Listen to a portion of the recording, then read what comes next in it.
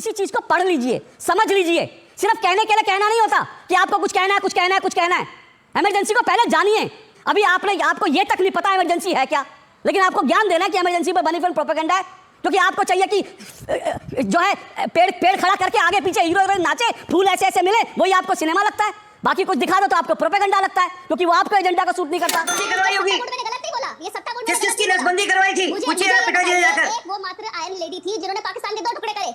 और किसे पाकिस्तान के 2 टुकड़े करे? वो मात्र एक ऐसी लेडी थी, उनसे विपक्ष ऐसे डरता था। ये सारी की सारी राजनीति जो थी, मानवी जी, आज यही तो बात है। मेरा विषय एक मिनट रुकिए, करके आवाज डाउन, एक आदमी को बोलने दीजिए, बाकी दूसरे की आवाज डाउन कर दीजिए। जो बोल रहा है एक को एक करके बोलने दीजिए प्लीज। आप सब कहीं पे आपको किसी ने कुछ कह दिया, सुन लिया, जरा पढ़ा लिखा करिए और फिर समझिएगा।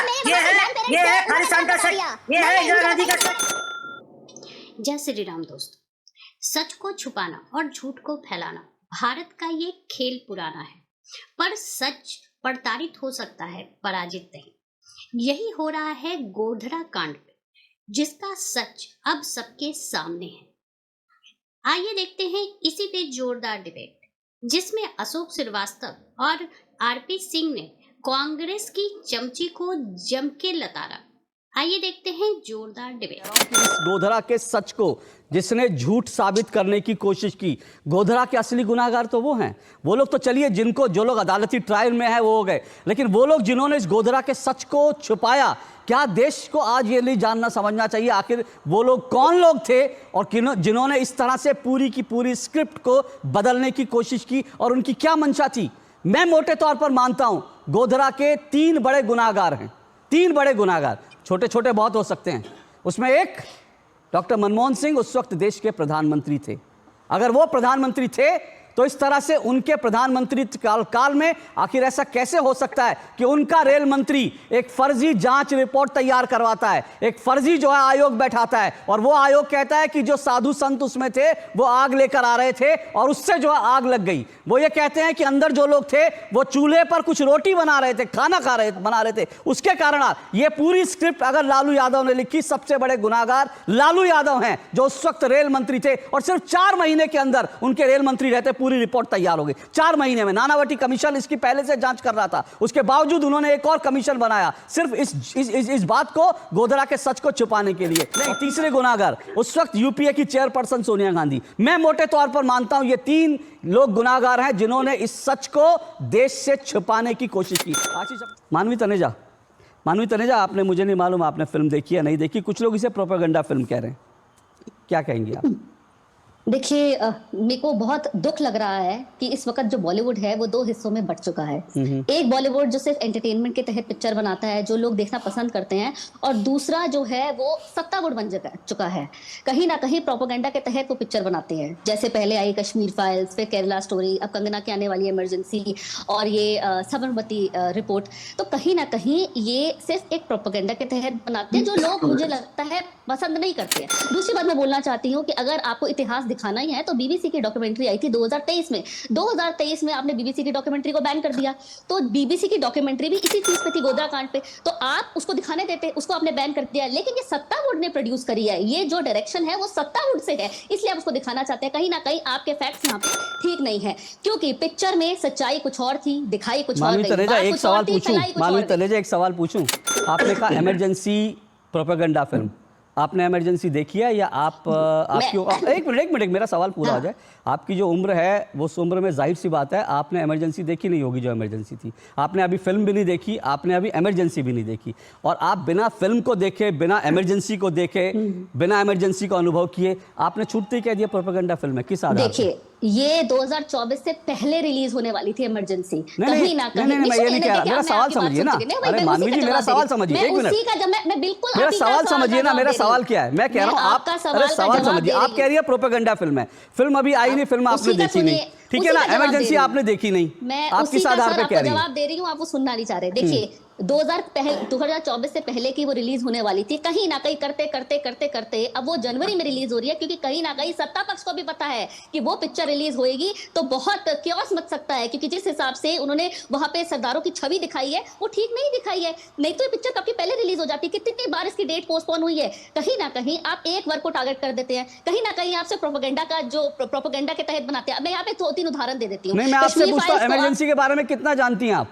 मैं आप मुझे क्या जानना चाहती हैं? आप मुझे बताइए इमरजेंसी के बारे में क्या जानती हैं? इमरजेंसी देखिए, अगर ये इमरजेंसी बनाई होती नॉर्मल किसी मैं इमरजेंसी बनाई नहीं, मैं कह रहा हूँ इमरजेंसी के बारे में कितना जानती हैं आप?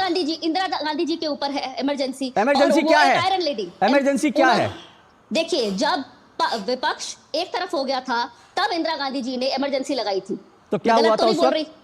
नहीं, और इमरजेंसी में क्या हुआ था किसी भी आम इमरजेंसी में? व्यक्ति को, अब आप मुझसे पूरी डिटेल यहीं पे ले लेंगे। अरे मैं इसलिए पूछा क्योंकि आपने फिल्म देखी नहीं, आप इमरजेंसी को प्रोपेगेंडा बता रही हैं, तो आपको मुझे बताना पड़ेगा ना कि इमरजेंसी में ऐसा क्या प्रोपेगेंडा।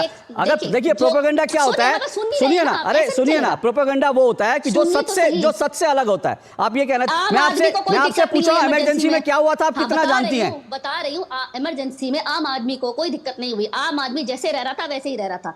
अगर दिक्कत मानवी तनेजा सुनिए, मानवी तनेजा सुनिए, मैं इस देश का आम आदमी हूं, सुनिए मानवी तनेजा सुनिए, मैं इस देश का आम आदमी हूं। एक मिनट आरपी सिंह रुकिए, मैंने अपनी बहन को खोया इमरजेंसी में। आप लोग कुछ पढ़ते लिखते नहीं, कुछ जानते नहीं। आपको मालूम है मैंने अपनी बहन को इमरजेंसी के कारण खोया है, क्योंकि इमरजेंसी में डॉक्टरों ने मेरी बहन को नकली खून चढ़ाया था।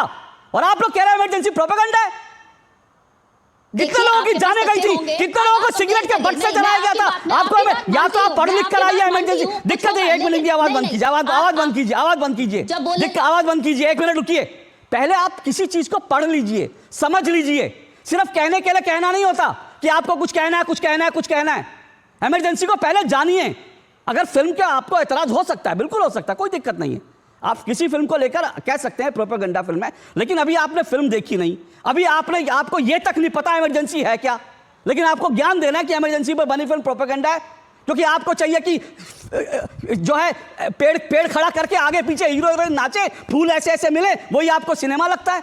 बाकी कुछ दिखा दो तो आपको प्रोपेगेंडा लगता है, क्योंकि वो आपको एजेंडा को सूट नहीं करता। बोलना चाहती हूँ मैं, दो बात यहाँ बोलना चाहती हूँ। जहाँ ये बात कर रहे हैं बीबीसी की डॉक्यूमेंट्री पे, अगर मणिपुर पे पिक्चर बनाएगा कोई, उसको भी बैन करा देंगे, क्योंकि ये चाहते हैं इतिहास को मरोड़ तरोड़ के जनता के सामने पेश किया जाए। दूसरी बात मैं ये बोलना चाहती हूँ, आप मुझे कह रहे हैं कि इमरजेंसी के बारे में मुझे कुछ नहीं पता, आम आदमी को कोई दिक्कत नहीं हुई थी। अगर आपको दिक्कत थी तो आप आवाज उठाते। दूसरी बात ये, मैंने आवाज उठाई थी, मैं तो बहुत छोटा था, मेरे पिताजी ने आवाज उठाई थी, तभी उनको मेरे पिताजी ने आवाज उठाई थी, तभी उनको जेल में भेजा गया था। आवाज उठाई थी, क्या बात कर रहे हैं आप? नहीं, आम आदमी नहीं क्या होता है, आवाज उठाई थी आप, जिन्होंने आवाज उठाई ऐसे 60,000 लोगों को किसकी नसबंदी करवाई होगी? मैंने गलत नहीं बोला, ये सत्ता बोर्ड में किसकी नसबंदी करवाई थी? पूछिए आप पिताजी से जाकर। एक वो मात्र आयरन लेडी थी जिन्होंने पाकिस्तान के 2 टुकड़े करे, और किसे पाकिस्तान के 2 टुकड़े करे, वो मात्र एक ऐसी लेडी थी, उनसे विपक्ष ऐसे डरता था। ये सारी की सारी राजनीति जो थी, मानवी जी आज यही तो बात है कि पाकिस्तान, मेरा विषय, एक मिनट रुकिए। तो सही मैंने क्या कहा, इंदिरा जी बहुत महान नेता थी, इसमें कोई दो राय नहीं। इंदिरा जी महान प्रधानमंत्री थी, उन्होंने बांग्लादेश पाकिस्तान के 2 टुकड़े किए, ये सब ठीक है। लेकिन उसके साथ साथ इमरजेंसी का सच भी है कि जिन्होंने इंदिरा गांधी के खिलाफ आवाज उठाई, ऐसे 60,000 लोगों को सुनना नहीं चाहती आप, ऐसे 60,000 लोगों, मेरी बात को घुमा रहे हैं। मैं आपकी बात नहीं घुमा रहा हूं, मैं आपको फैक्चुअली करेक्ट कर रहा हूं, मैं आपको फैक्चुअली करेक्ट कर रहा हूं। 60,000 लोगों को अगर 60,000 लोगों को अगर रातों रात जेल भेज दिया गया सिर्फ इसलिए क्योंकि वो इंदिरा गांधी का, तो वो इमरजेंसी थी, उस इमरजेंसी के सच को स्वीकारिए। इमरजेंसी इस चीज के लिए नहीं है, लेकिन मेरा जवाब आपने फिर भी नहीं दिया। Indira is India, India is Indira, ये इंदिरा जी ने नहीं बोला, ट्रेलर में दिखाया गया। अब ट्रेलर अरे कहां दिखाया ये कुछ अनपढ़ है क्या चश्मा लगाकर देखती है खास? आपको मालूम है कांग्रेस के नेताओं ने बोला था, देवकांत बरुआ का नारा था, India is India, India is India. किसने बोला था? आप देख लीजिए, आप होमवर्क है, किसने बोला था आपको पता लग जाएगा। अरे मैं बता रहा हूँ, देवकांत बरुआ ने बोला था। अब आप ये भी जुटलाइए, इंदिरा जी ने नहीं बोला था। आप रोमिला थापर से भी बड़ी इतिहासकार हो गई है भैया। मैंने तो कहा इंदिरा गांधी ने बोला था, ये किसने कहा? आवाज को तेज करके मेरी आवाज को दबा नहीं नहीं, आपकी आवाज क्या दबाऊंगा मैं? आपकी आवाज दबाने की जरूरत क्या है? पब्लिक देख रही है, जिसको यही नहीं पता इमरजेंसी क्या होती है, उसकी आवाज मैं क्या दबाऊंगा? जिसको लग रहा है इमरजेंसी में तो कुछ हुआ ही नहीं था, इमरजेंसी में किसी आम आदमी को फर्क ही नहीं पड़ा था। मेरा विषय इमरजेंसी है नहीं, मेरा विषय इमरजेंसी है नहीं, लेकिन मानवी आपको थोड़ी सी इमरजेंसी के बारे में पढ़ाई लिखाई कर लीजिए, उसके बाद इमरजेंसी में भी आपसे डिबेट करूंगा, मुझे कोई दिक्कत नहीं। तो फिर कश्मीर फाइल्स तो आपके लिए प्रोपेगेंडा होना चाहिए या सच होना चाहिए, दोनों से एक चीज होनी चाहिए।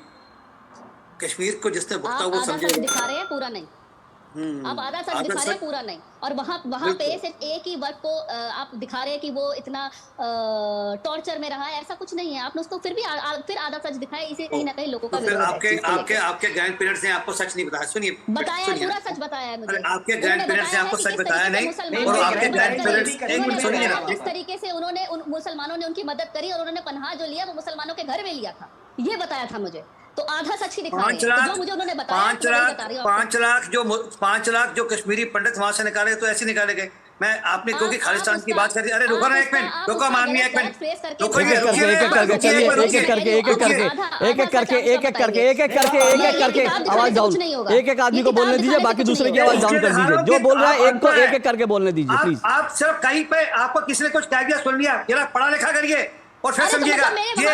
ये है खालिस्तान का सच, ये है इंदिरा गांधी का सच, ये है इंदिरा गांधी का सच, समझे आप? ये रॉ का अफसर है, रॉ के अफसर थे जीपीएस सिद्धू, ये रॉ के अफसर थे जीपीएस सिद्धू, जिन्होंने किताब लिखी और बताया। एक एक करके मैं कह रहा हूँ कि पता नहीं कहां से क्या चंडू खानी की बातें सुनकर गूगल पर पढ़कर पता नहीं कैसे इनके परदादा दादा रहे होंगे, जो ये नहीं बता पाए कि 5 लाख कश्मीरी पंडितों को कैसे निकाला गया, किस प्रकार से कश्मीरी बहनों को काटा गया, वो नहीं बताया, किस प्रकार से कश्मीरियों पर अत्याचार हुआ वो नहीं बताया। देखिए दिक्कत क्या है, ओके देखिए दिक्कत क्या है इस देश में, देखिए दिक्कत क्या है। हमारे साथ रावल जी बैठे हैं जो उस ट्रेन में मौजूद थे और जिन्होंने बताया उस ट्रेन पर किस तरह से हमला हुआ। हमारे साथ आरपी सिंह जी बैठे हैं जिन्होंने कश्मीर में तिरंगा फहराने की कोशिश की थी और उनको जो है उसको उठा करके उनको जेल में डाल दिया गया था। उन्होंने डंडे खाए थे कश्मीर में तिरंगा फहराने के लिए। हमारे साथ आशीष जोशी हैं जिन्होंने वहां पर लाइव रिपोर्टिंग की थी गोधरा के बाद। यहां पर मैं मौजूद हुई जिसने अपनी बहन को इमरजेंसी में खोया।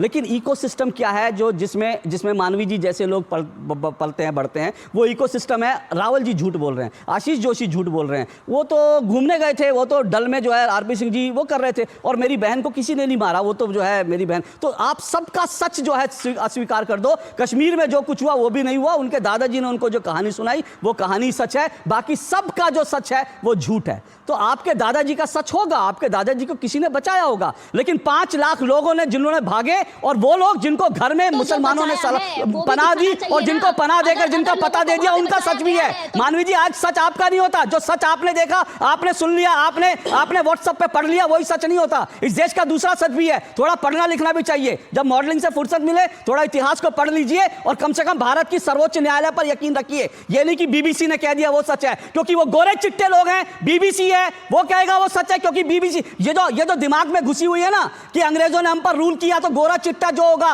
वो सही कहेगा, अपने दिमाग से निकाल दीजिए। गोरों ने जब राज किया था। आज हम गोरों के गुलाम नहीं है, लेकिन दुर्भाग्य से मानवी जैसे लोग आज भी गोरों के मानसिक रूप से गुलाम है। इसलिए उनको भारत की सर्वोच्च अदालत नहीं, उनको बीबीसी का एजेंडा दिखता है और यही इस देश का दुर्भाग्य है। इस डिबेट को लेकर आपकी क्या राय है हमें जरूर बताएं। हमारे साथ जुड़े रहने के लिए चैनल को लाइक एंड सब्सक्राइब करना ना भूलें। Thank you so much.